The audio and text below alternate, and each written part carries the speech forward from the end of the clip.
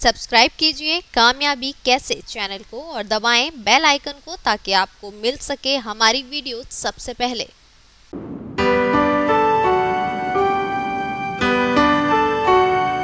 सफ़र में धूप तो होगी जो चल सको तो चलो, सफ़र में धूप तो होगी जो चल सको तो चलो, सभी हैं भीड़ में यहाँ जो आगे निकल सको तो चलो, किसी के वास्ते राहें नहीं बदलती, किसी के वास्ते राहें नहीं बदलती, जो अपने आप को खुद ही बदल सको तो चलो। दोस्तों नमस्कार, मैं डॉक्टर श्यामानंद आपके लिए वीडियो लेकर आया हूँ। आज मैं आपको UPPCS के मेंस के जनरल स्टडीज़ के सेकंड पेपर के बारे में, यानी कि सामान्य अध्ययन के द्वितीय प्रश्न पत्र के बारे में डिटेल में आपको मैं बताऊंगा क्या उसका सिलेबस है और कैसा उसका पेपर आता है। एक मॉडल पेपर भी इसमें वीडियो में इंक्लूड रहेगा।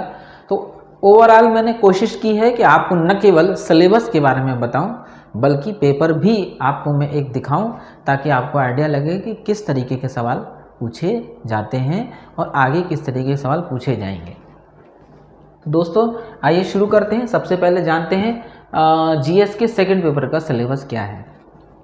देखिए इसका सिलेबस थोड़ा सा फर्स्ट पेपर की तुलना में थोड़ा लंबा है, लेकिन काफ़ी इंटरेस्टिंग है। इसके सारे टॉपिक बहुत अच्छे हैं। तो सबसे पहले आइए चर्चा करते हैं पहला जो यूनिट है।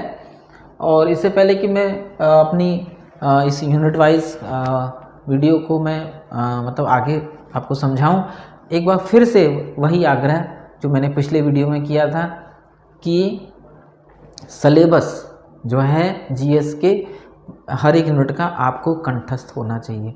आप जब भी पढ़ने बैठें तो सिलेबस जो है उसको आप चाहे तो अपने टेबल के आगे चिपका लीजिए या एक फाइल बना लीजिए और बार बार सिलेबस को पलटते रहिए। इतनी बार पलटिए कि सिलेबस आपको याद हो जाए, आपको पता रहे कि मेरी फर्स्ट यूनिट कौन सी है, सेकंड कौन सी है, थर्ड कौन सी है।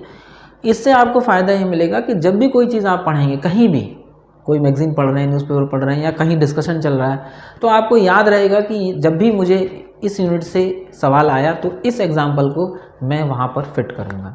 इसलिए मैं इस बात को फिर से आग्रह के साथ आपसे दोहरा रहा हूँ कि यूनिट वाइज जो सिलेबस है उसको पूरी तरह से अच्छे तरीके से कंटेस्ट करिए। आइए ज़रा जान लें। पहली यूनिट है भारतीय संविधान, ऐतिहासिक आधार, विकास, विशेषताएं, संशोधन, महत्वपूर्ण प्रावधान तथा आधारभूत संरचना। संविधान के आधारभूत प्रावधानों के विकास में उच्चतम न्यायालय की भूमिका। आपको इस यूनिट में बताना है कि जो इंडियन कॉन्स्टिट्यूशन है उसका हिस्टोरिकल बैकग्राउंड क्या है, कैसे बनना शुरू हुआ वो, उसका डेवलपमेंट कैसे हुआ, उसकी विशेषताएं क्या हैं, ठीक है, और कितने संशोधन उसमें हो चुके हैं, उसके महत्वपूर्ण प्रावधान यानी कौन सी बहुत इंपॉर्टेंट उसके मतलब एक्ट हैं। इसके अलावा उसका जो फंडामेंटल जो उसकी स्ट्रक्चर है, आधारभूत जो स्ट्रक्चर है वो आपको इसमें पढ़ना है।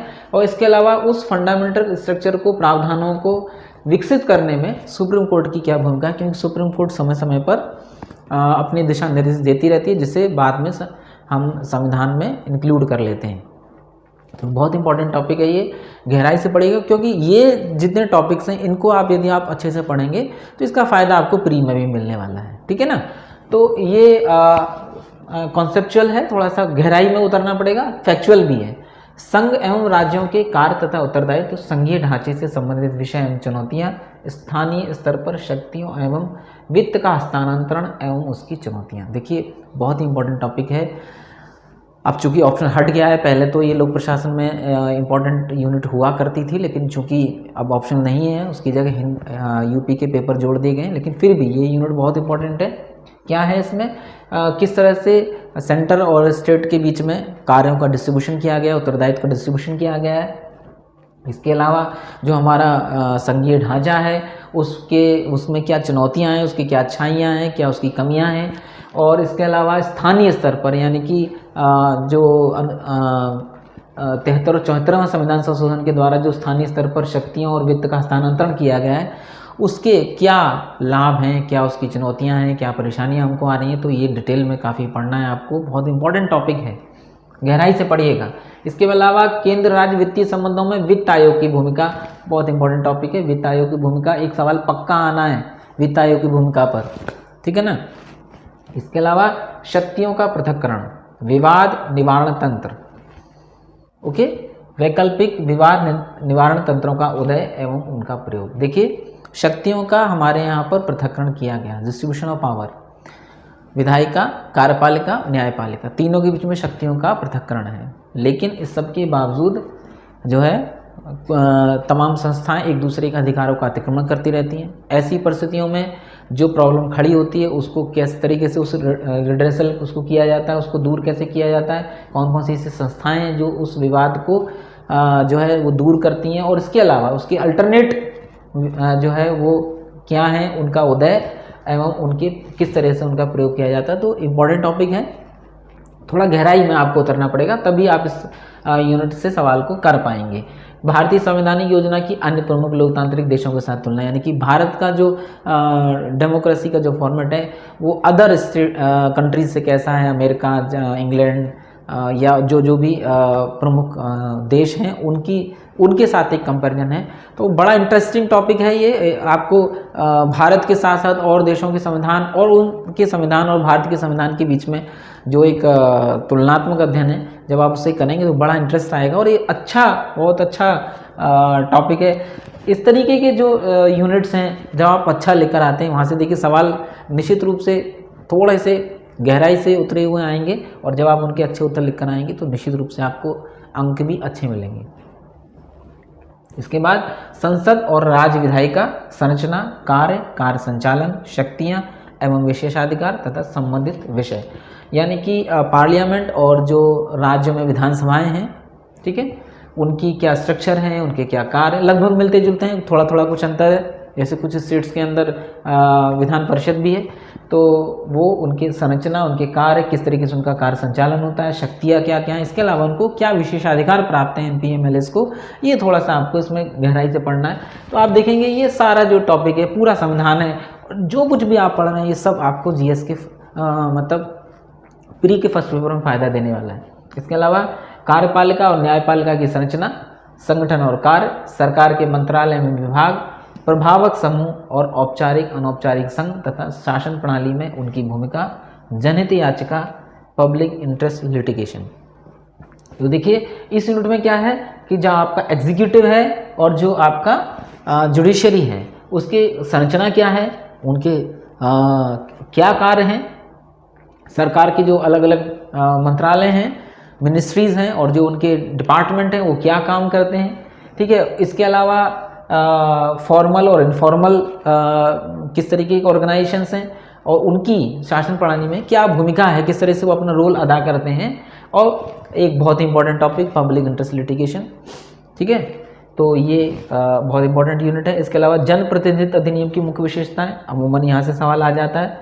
इसके अलावा विभिन्न संवैधानिक पदों पर नियुक्ति, शक्तियाँ, कार्य तथा उनके उत्तरदायित्व। जो प्रमुख संवैधानिक पद हैं राष्ट्रपति, राज्यपाल, सीएजी, ठीक है। इसके तो जो जितने भी महत्वपूर्ण पद हैं उनके बारे में आपको पढ़ना है कि उनकी नियुक्ति कैसे होती है, उनकी शक्तियाँ क्या हैं, कार्य क्या हैं, उनके उत्तरदायित्व क्या हैं। इसके अलावा सांविधिक, विनियामक और विभिन्न अर्ध न्यायिक निकाय, नीति आयोग समेत उनकी विशेषताएं। तो इसको आपने गहराई से पढ़ना है, कौन से कॉन्स्टिट्यूशनल, कौन से विनियामक और कौन से अर्ध न्यायिक निकाय हैं, ये आपको गहराई से पढ़ना है। इंपॉर्टेंट यूनिट है। नेक्स्ट है 11वां यूनिट, सरकारी नीतियाँ एवं विभिन्न क्षेत्रों में विकास के लिए हस्तक्षेप, उनके अभिकल्पन तथा कार्यान्वयन के मुद्दे एवं सूचना संचार प्रौद्योगिकी। तो सरकार की नीतियाँ क्या हैं और विभिन्न क्षेत्रों में विकास के लिए किस तरीके से हस्तक्षेप होते हैं।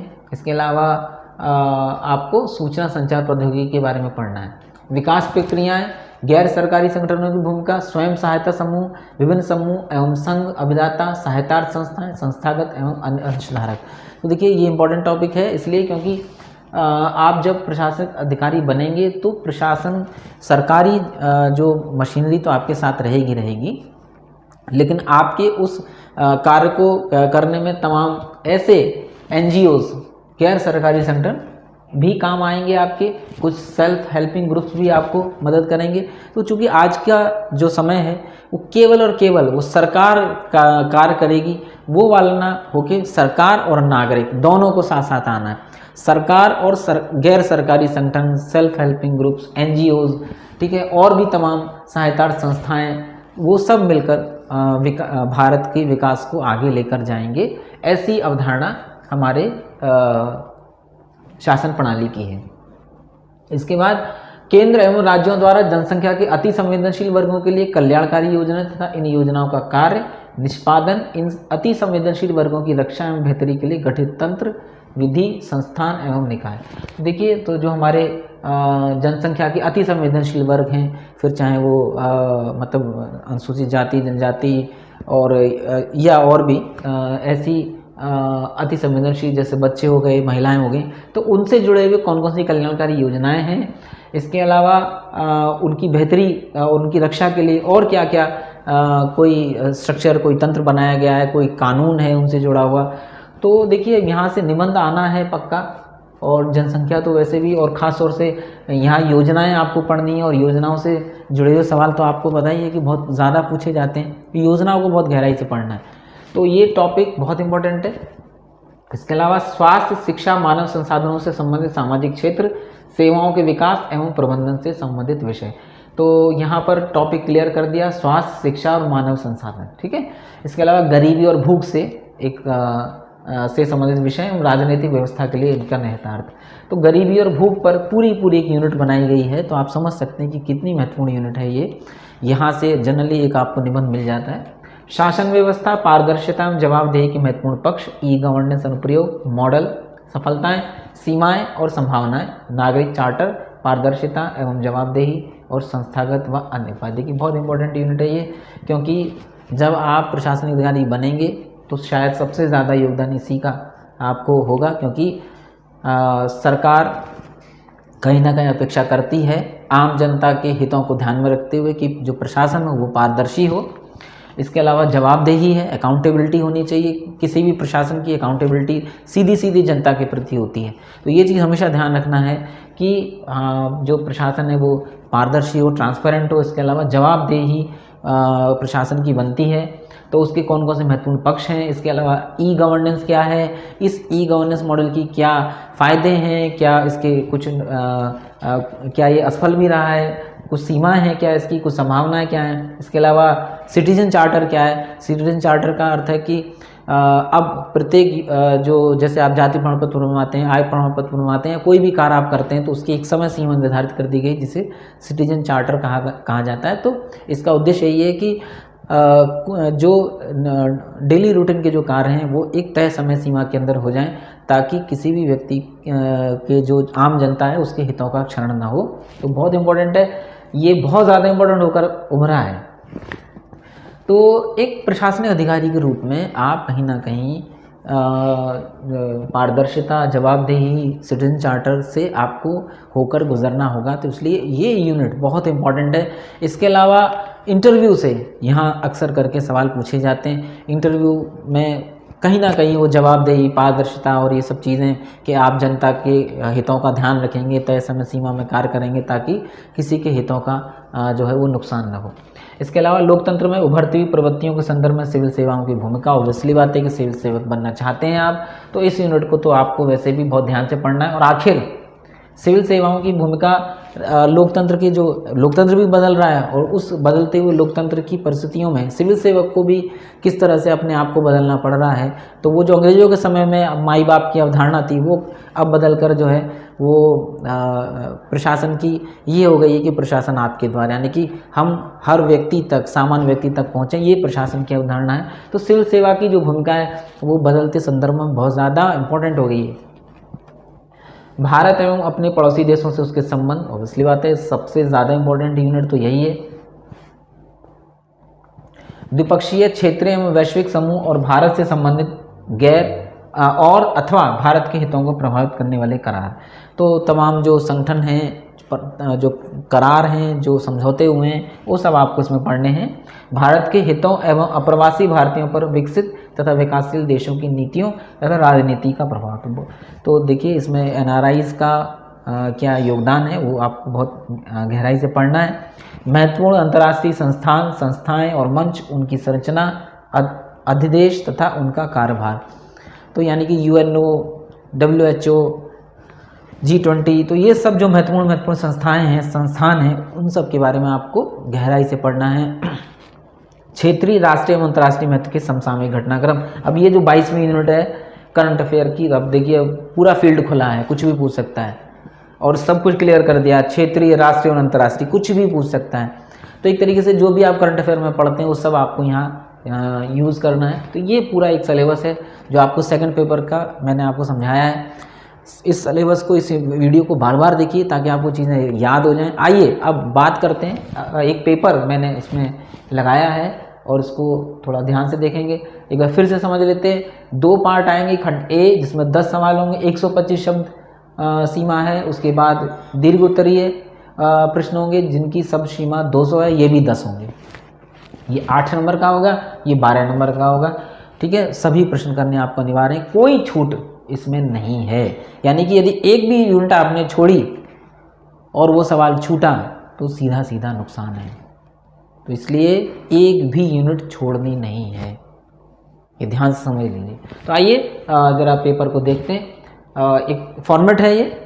जैसे पहला सवाल है, न्यायिक सक्रियतावाद की व्याख्या कीजिए तथा भारत में कार्यपालिका एवं न्यायपालिका के पारस्परिक संबंधों पर इसके प्रभाव का मूल्यांकन कीजिए। Explain the concept of judicial activism and evaluate its impact on the relationship of executive and judiciary in India. तो आपको इसमें क्या बताना है कि पहली बात तो उन्होंने क्लियर कहा है कि भाई आपको जुडिशियल एक्टिविज्म यानी कि न्यायिक सक्रियतावाद क्या है। जिस तरह से न्यायालय सक्रिय हो गए हैं और जो कार्य सरकार का है, जैसे सरकार को दिशा निर्देश देना, आदेश जारी करना, तो उस तरीके से जो जुडिशियल एक्टिविज्म है तो वो एक्चुअली है क्या, पहले आपको इसको एक्सप्लेन करना है। और भारत में एग्जीक्यूटिव और जो जुडिशरी है उसके बीच में क्या एक रिलेशनशिप है और उसका प्रभाव क्या है, मूल्यांकन करना है। तो देखिए इसको थोड़ा सा कि इसको मूल्यांकन आपको करना है। ठीक है, इसके बाद तो ये बहुत इंपॉर्टेंट सवाल है, 125 शब्दों में लिखेंगे तो गहराई से पढ़ना है आपको। कॉन्सेप्चुअल क्वेश्चन है ये थ्योरी फैक्ट बेस्ड क्वेश्चन नहीं है। भारत का राष्ट्रपति तानाशाह नहीं बन सकता, समझाइए। देखिए कितना प्यारा सवाल है, भारत का राष्ट्रपति तानाशाह नहीं बन सकता। पड़ोसी मुल्कों में क्या होता है वो भी आप सब जानते हैं, लेकिन भारत के संदर्भ में देखिए ये वाकई गर्व की बात है कि भारत का राष्ट्रपति मतलब हमारा एक अभिभावक के रूप में हमारे सामने आता है, देश को दिशा निर्देश देने के वाले व्यक्ति के रूप में सामने आता है, ना कि तानाशाह के रूप में। तो बहुत अच्छा टॉपिक है ये। और 125 शब्दों में अपने आप को नियंत्रित करते हुए लिखना है, क्योंकि कुछ सवाल ऐसे होते हैं जिनमें आपका मन करता है कि बहुत सारा लिख डालूं, एग्जामिनर को इम्प्रेस कर दूं कि मुझे बहुत सारी नॉलेज है। तो अपने स्नायु तंत्रों पर नियंत्रण करते हुए बहुत उचित शब्दों में आपको अपनी बात कहनी है। और जो ये शब्द हैं, समझाइए, मूल्यांकन कीजिए, इन पर आपको सबसे ज़्यादा ध्यान देना कि कहना क्या चाहता है। नेक्स्ट देखें तो भारत में सहकारी संघवाद को बढ़ावा देने में अंतर्राज्यीय परिषद की भूमिका का आलोचनात्मक विश्लेषण कीजिए। Critically analyse the role of the inter state council in promoting cooperative federalism in India. ठीक है, तो जो कोऑपरेटिव फेडरलिज्म है, सहकारी संघवाद है, उसको बढ़ावा देने में जो इंटर स्टेट काउंसिल है उसका क्या भूमिका है, उसकी आलोचनात्मक विश्लेषण करना है। यानी कि यदि वो असफल रहा है तो आपको बिल्कुल स्पष्ट रूप से उस बात को लिखना है। ठीक है, क्योंकि आलोचना शब्द का इस्तेमाल किया है, इसलिए यदि कहीं कहीं जिस बिंदुओं पर इंटर स्टेट काउंसिल यदि कोऑपरेटिव फेडरलिज्म को रख पाने में असफल रहा है तो लिखिए। ठीक है, अनुच्छेद 32 भारत के संविधान की आत्मा संक्षेप में व्याख्या कीजिए। क्लियर लिखा, explain it in the brief. Article 32 is the soul of the Indian constitution. तो it's a very important question, ये तो आपने कई बार पढ़ा होगा। आर्टिकल 32 भारत की आत्मा है, संविधान की आत्मा है। तो ये बहुत आप देखेंगे सवाल बहुत कठिन नहीं है यदि आपने टॉपिक्स जो सिलेबस है उसको अच्छे से पढ़ लिया है, एक बार गो थ्रू हैं आप अच्छे से, तो इसमें एक भी सवाल ऐसा नहीं है जिसको आप नहीं लिख सकते। सब लिखने लायक क्वेश्चन हैं, लेकिन बस अपने आप को नियंत्रित करते हुए अच्छे सरल शब्दों का प्रयोग करते हुए अपनी बात को सरल तरीके से, सहज तरीके से कहना, ताकि उसका इम्पैक्ट गहराई के साथ पड़े। नेक्स्ट देखिए, उत्तर प्रदेश में ग्रामीण विकास हेतु गैर सरकारी संगठन एनजीओस की भूमिका का परीक्षण कीजिए। तो जो ये यूनिट पहले उत्तर प्रदेश की थी, जो 22वीं यूनिट थी इस पेपर की, उसको अब हटा के उत्तर प्रदेश के सिलेबस में डाल दिया गया है, जिसका हम बाद में चर्चा करेंगे। लेकिन यहाँ से आपको समझ में आ रहा होगा कि किस तरीके के सवाल पूछे जाएंगे। Examine the role of non governmental organisation NGO for the rural development in Uttar Pradesh. तो ऑब्वियसली बात, इट्स वेरी इंपॉर्टेंट, क्योंकि जब आप उत्तर प्रदेश में अधिकारी बनेंगे तो आपको ये मालूम होना चाहिए कि NGOs किस तरह से उत्तर प्रदेश सरकार का सहयोग करते हैं ग्रामीण जो है वो विकास में। नेक्स्ट है सरकारी नीतियों के संदर्भ में सूचना एवं संचार प्रौद्योगिकी की भूमिका का मूल्यांकन कीजिए। देखिए, मैं फिर इस बात को कह रहा हूँ, यहाँ परीक्षण करने को कह रहा है, या मूल्यांकन करने को कह रहा है, या विश्लेषण करने को कह रहा है, तो आपको वो क्या कह रहा है इस पर बहुत ज़्यादा ध्यान देना है। ठीक है, तो evaluate the role of information and communications technology in the context of government policies. तो बहुत इंपॉर्टेंट बात है कि आजकल जितनी भी गवर्नमेंट पॉलिसी आ रही हैं उसमें इंफॉर्मेशन एंड कम्युनिकेशन टेक्नोलॉजी का बहुत ज़्यादा उपयोग है, क्योंकि अब वो समय नहीं रहा, अब जो समय है वो संचार एवं तकनीक का है। तो बहुत इंपॉर्टेंट टॉपिक है ये। भारत में मानव संसाधन प्रबंधन से संबंधित विभिन्न पहलुओं का विश्लेषण कीजिए। Analyse various aspects relating to management of the human resources in India. तो ये टॉपिक था ह्यूमन रिसोर्स वाला, जो मैंने आपको पहले भी बताया था। महामारी के दौरान श्रम प्रवास के परिप्रेक्ष्य में अपनी अर्थव्यवस्था को गति देने के उद्देश्य से बहुराष्ट्रीय कंपनियों को आकर्षित करने में उत्तर प्रदेश के प्रयासों का प्रेक्षण कीजिए। आजकल तो ये बहुत ज़्यादा इंपॉर्टेंट चल रहा है। उत्तर प्रदेश में जब से जो है तमाम ऐसी समिट्स होने लगी हैं जो बहुराष्ट्रीय कंपनियों को आकर्षित कर रही हैं, और उत्तर प्रदेश को उत्तम प्रदेश बनाने का जो हमारे माननीय मुख्यमंत्री जी का जो स्वप्न है वो जो है वो साकार करना है उसको। तो ये उस लिहाज से देखें तो ये बहुत ही इम्पोर्टेंट है। और चूँकि ये उत्तर प्रदेश से जुड़ा हुआ सवाल है, ऑब्वियसली बात है कि उत्तर प्रदेश के पेपर में इसको पूछा जाएगा। लेकिन यहाँ से आपको समझ में आ गया होगा कि किस तरीके के सवाल उत्तर प्रदेश से जुड़े हुए पूछे जाएंगे। तो देखिए, चूँकि अभी 5वां 6ठा पेपर जो उत्तर प्रदेश का जोड़ा गया है, वो उसके अलग से क्वेश्चन पेपर तो अब होंगे 2023 का जब मेंस होगा, लेकिन आपको समझ में आ गया होगा कि सवाल किस तरीके के आएंगे। ठीक है ना। नेक्स्ट है, भारत की प्रवासी नीति क्या है। वर्तमान में भारतीय प्रवासियों के समक्ष क्या चुनौतियाँ। What is the India's diaspora policy, what are the challenges before India diaspora at present. तो भारतीय प्रवासी नीति क्या है। भारत की प्रवासी नीति बहुत इम्पोर्टेंट है, क्योंकि भारत के विकास में प्रवासी भारतीयों का बहुत ज़्यादा योगदान पिछले कुछ वर्षों में उभरा है। और भारत की जिस तरह से पूरे विश्व के अंदर जो छवि उभरी है, उसमें एक बहुत बड़ा योगदान जो है प्रवासी भारतीयों का है। तो उस लिहाज से देखें तो बहुत ही इंपॉर्टेंट टॉपिक है। भारत अमेरिका 2+2 मंत्री स्तरीय संवाद पर टिप्पणी कीजिए। तो करंट अफेयर से भी जोड़ दिया इसको। और बाकी नेक्स्ट ये दीर्घोत्तरी प्रश्न है। लोकहित का प्रत्येक मामला लोकहितवाद का मामला नहीं होता, मूल्यांकन कीजिए। अब देखिए कितना कॉन्सेप्चुअल सवाल है। यदि आपने चीज़ों को अच्छे से पढ़ा है तो ही आप इसका उत्तर लिख पाएंगे। Every matter of the public interest can not be a matter of public interest litigation evaluate. Generally क्या हो रहा था कि जब PLI आई तो लोग छोटे छोटे मुद्दों को भी PLI में लेकर जाने पड़े। तब ये बात आई कि भाई हर मुद्दा जो पब्लिक इंटरेस्ट का है वो पब्लिक इंटरेस्ट लिटिगेशन नहीं बन सकता। तो क्यों नहीं बन सकता, क्यों ये ऐसी नौबत आई, थोड़ा सा आपको गहराई से पढ़ना है। तो मैंने आपसे कहा था ना, PLI बहुत इंपॉर्टेंट है, यहाँ से सवाल पूछे जाएंगे। टॉपिक छोटा है लेकिन इसका इम्पैक्ट बहुत बड़ा है, क्योंकि आजकल आप देखेंगे तमाम ऐसी चीज़ें देख रहे होंगे, आप देखते होंगे आजकल जो न्यूज़पेपर में छाई रहती हैं कि कोई भी सामान्य व्यक्ति जो पब्लिक इंटरेस्ट से जुड़ा हुआ मुद्दा है उसको लेकर PLI करता है। लेकिन इस सवाल के अंदर आपको थोड़ा गहराई से उतरना पड़ेगा। एक संस्था के रूप में चुनाव आयोग द्वारा वर्तमान में किन किन समस्याओं का सामना किया जा रहा है, इसके समाधान का भी उल्लेख कीजिए। अब देखिए कितना इंपॉर्टेंट क्वेश्चन है। What are the problems faced by the election commission as an institute at present, also mention solution of for them. तो अब देखिए समस्याएं चुनाव आयोग के सामने जो नित्य नई समस्याएं आ रही हैं, TN सेशन के बाद से लोगों को समझ में आया कि चुनाव आयोग भी अपने आप में एक ताकतवर संस्था है। लेकिन अब प्रॉब्लम्स भी दिन ब दिन नए नए तरीके के चैलेंजेस आ रहे हैं। ठीक है, तो वो चैलेंजेस को फेस करने में इलेक्शन कमीशन को क्या समस्याओं का सामना करना पड़ रहा है। तो किन किन समस्याओं को, अब देखिए क्लियर कर दिया कि आपको समस्याओं का बताना है कि समस्या क्या है और उसका किस तरीके से चुनाव आयोग सामना कर रहा है। तो आपको चुनाव आयोग के बारे में एकदम एनालिसिस करना है, अच्छे से एनालिसिस करना है। और देखिए यहाँ भी लिखा है समाधान का भी उल्लेख कीजिए, यानी कि यदि आपको 200 शब्द लिखने हैं तो आप इसको तोड़ लीजिए कि पहली बात समस्या क्या है और उसका सामना किस तरीके से आयोग कर रहा है, चुनाव आयोग, और उसका समाधान। एक लगभग 50 शब्द इसमें हो जाएंगे, 150 शब्द इसमें हो जाएंगे। कोई भी जो पार्ट है क्वेश्चन का वो आपको छोड़ना नहीं है। जनरली क्या होता है, लिखते लिखते लिखते बाद में ध्यान आया कि समाधान तो रह गया, तो पहले ही सोच लीजिए कि मैंने को 150 शब्द इसमें लिखने हैं, 50 शब्द इसमें लिखने हैं। एक कॉन्सेप्ट दिमाग में उठा लीजिए। नेक्स्ट है वित्त आयोग के क्या कार्य हैं, राजकोषीय संघवाद में इसकी उभरती भूमिका की समीक्षा कीजिए।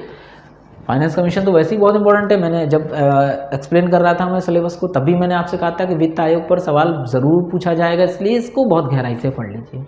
भारतीय राजनीति में प्रमुख दबाव समूहों की पहचान कीजिए और भारत की राजनीति में उनकी भूमिका का परीक्षण कीजिए। Identify major pressure groups in India in politics and examine their role in it. तो देखिए जब भी कोई नीति बनती है तो तमाम प्रेशर ग्रुप्स होते हैं जो उस नीति को अपने हितों में प्रभावित करने का प्रयास करते हैं।